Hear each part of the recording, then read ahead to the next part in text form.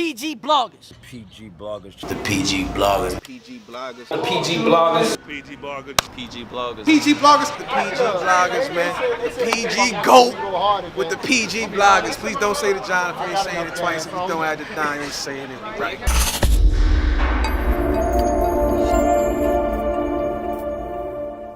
Alright, yo, this is PG bloggers. It's your boy Fanatic, along here with my boy here. What's up? What's up, man? It's G. It's G. Nice to meet you guys. Y'all be seeing a lot more of this guy. We got a lot of hip hop to talk about because that's where the true essence is at right now. You feel me? Yes, sir. Not like technically right now. It's not all the way there. The essence where hip hop's at, but we gonna talk about those things. So but today we're gonna talk about It's a special episode. Special episode just to start it with my boy here. KOD, J. KOD. Cole. What's the thoughts, man? The impact of the album. That's what we want to talk about, man. Because that's what Cole does. The last 3-4 albums he drops, man. It's just it's the internet goes crazy.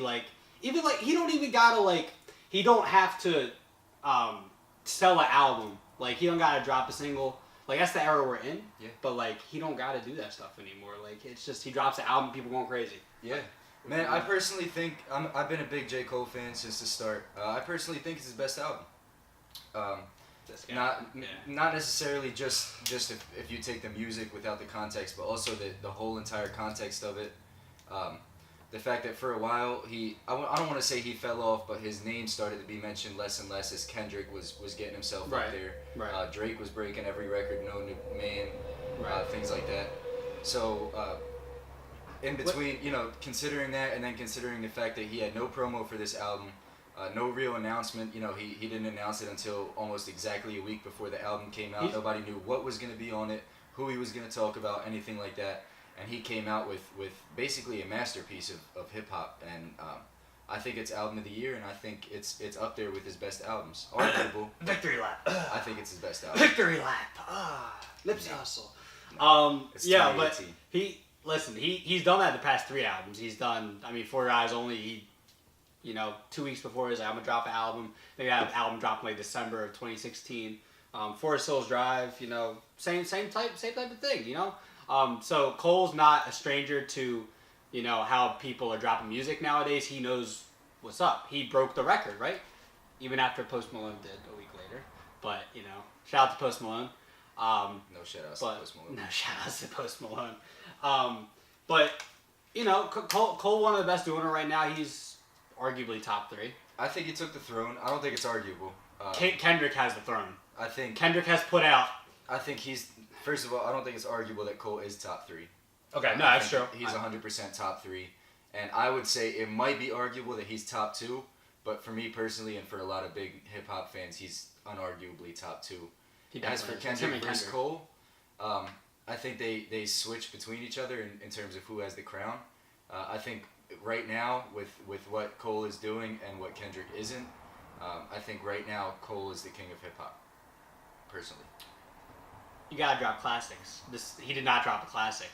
J. Cole. He did not drop a classic. No. I'm saying the last 2 albums were not classics. KOD was not a classic. It's a good album. The impact was good. For Your Eyes Only, phenomenal concept and everything. But people ain't gonna be talking about 10 years from now. For Your Eyes Only was. It's gonna be like a Blueprint 2 from Jay. Blueprint 2 was a good album, but it wasn't. People aren't oh, that's one of his best. Nah, people are gonna be talking about Forest Hills Drive. Friday Night Lights, The Warm Up, even Born Sinner. Even though I didn't really expectations wise, that people were expecting Illmatic and it was a good album. But if you feel me, that's my opinion. I see your opinion. I understand. I think where it differs is what you consider a classic album, and that's a whole different discussion. That's a whole different thing.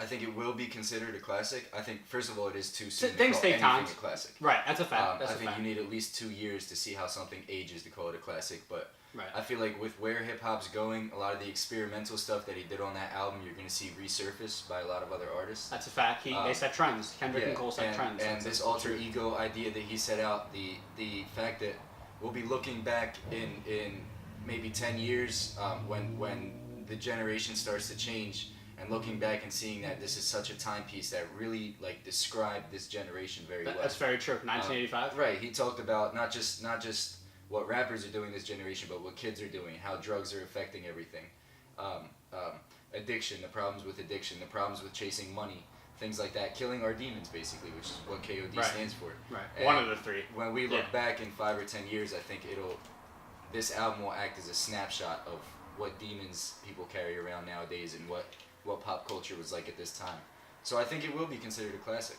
I think there's a lot more to the album than people think about because it was hype and because it had this new style. You want to take it for just the rap, just the music part of it.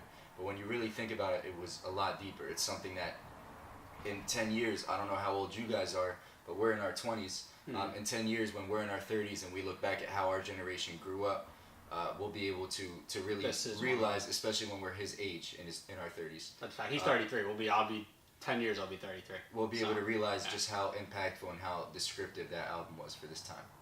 Yeah, I mean, just in my opinion, dude, like, I heard a lot of people say, like, damn, Good Kid, Mad City, To Pimp a Butterfly, instant classics. I can't, this is my opinion. I ain't heard nobody say KOD is an instant classic. Four Eyes Only wasn't an instant classic.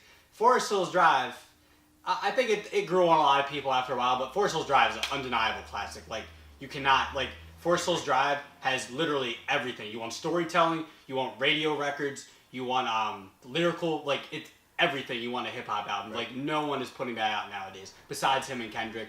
Maybe a couple others, but not really. Not that level, at least. Right. You feel me? I also think Kendrick brings a lot of casual hip hop fans out, and I think that's where this idea of instant classic comes out. Because first of all, there's no such any person that's been following hip hop for a while knows there's really no such thing as an instant classic. That's a fact. That's a fact. You know, it might be like it's hot. You're like, oh, this Jones gonna be a classic, Right. but to say something's an instant classic just means that you don't really understand what a classic album is. Because when Right. you talk about classics, to me, you're talking about 36 Chambers, you're talking about Ready to Die, you're talking about Illmatic, the first Blueprint, the Black Album. You know, when you talk about classics like that, for you to say 2 days after Damn comes out, oh, this is an instant classic, is disrespectful to those. I know what you. those I know what albums, you're saying. you know what I'm just saying. And see, the thing is, we listen to, like, you know, we have different people that give us opinions on things. Like, I'll tell you, I have a friend at work who told me Damn was an instant classic. But, you know, social media too. You know, Absolutely. I know you have social media, so, like, I mean, we both look at the comments and everything like that. But social media is also social media. We live in a world where people want things now. So Right. I get that. I also do want to point out, and this is not to take anything away from Kendrick, but it helps having someone like Dr. Dre curating your album. That's a fact. Um, I mean, you look at some of the Jay albums- signed J. Cole. Jay signed J. Cole, but he's Right. not actively in the studio with J. Cole. That's a fact. Dre, throughout history, I'm not sure, nobody has said if he was officially, personally in the studio with Kendrick at all times, but from what we've seen throughout history with all the other artists that Dre Yes. has worked with, from Eminem to 50 to Snoop and so on and so Yes. forth, Yes. he's been in the studio, he's curated the albums, he's given those tips out and things like that, and I feel like that helps when you're talking about albums. I agree. Because as big of a Cole fan as I am, I do not think Cole has put out an album that touches Good Kid, Mad City. That's very true. I would put 2014 in the same boat as To Pimp a Butterfly. I personally think it's a better album. Forest Hills or To Pimp a Butterfly? Forest Hills. Oh, I agree. Yeah, no, I To I'm Pimp with a you. Butterfly, I think I have a different experience with. I'm not black, so Yes. I didn't really get the message in my heart as much as a black person would have. You know, Mm-hmm. so I think that also affects it. But if you want to talk about quality of albums, I do think Kendrick has a nod when you look, you know, overall. But with the way Cole's moving right now, you know, he's doing the NBA playoffs. Yeah. You know, the little skits that they do. He's he's in it. writing for them. He's also, his music is the official music of the playoffs, just like Damn was last year. Yeah. Last year, Humble and DNA were Like the you two said, they're theme songs. taking turns, bro. This Taking year turns. it's Motivate and ATM. So Yeah. like I said, I think they're taking the throne away from each other, Yeah. and I don't think we can say right now, or I don't think anyone should say that one is over the other. And I think Drake had the throne for a long time. I think, me personally, I think Drake had it for a while, for like 5-6 years, and then Kendrick took it back with Damn, and then him and Cole, you know, like you said, have been taking turns. Yeah, well, here's the way I feel about Drake is that I don't think he had the throne. I think he was wearing the mask. In terms of, he wasn't, anyone in the hip hop community would not have considered him the king of hip hop. But Right. anyone from the outside could see him Right. wearing that hip hop mask. Like Right. he was the face of hip hop. Right. You know? Yeah. So even though he was the face from the outside, people on the inside didn't necessarily consider him the king. If you want to call that being king, because the people from outside consider him that, that's fine. But that's like saying Taylor Swift is the queen of country music. Right. When You she's know, not. Yeah, because when she people wore the know. mask, she was the Yeah. forefront of country music. But Right. at the end of the day, most country fans don't even consider her a country artist. So it's all subjective. Right. Shout out to Drake though. He makes big moves and he's done a lot for hip hop. Yes. Even though I have a lot of things that I hate about him, but Yes. he's done a lot for hip hop. As a hip hop head, I think there's some things we both don't like about him. Yeah, write your own fucking bars, Drake. Yes. That's Can true. I curse? Yeah, I don't give a Alright, fuck, dude. Yeah. It's my Um, first time, guys. Bear with me. yeah, it's all good. It's a process.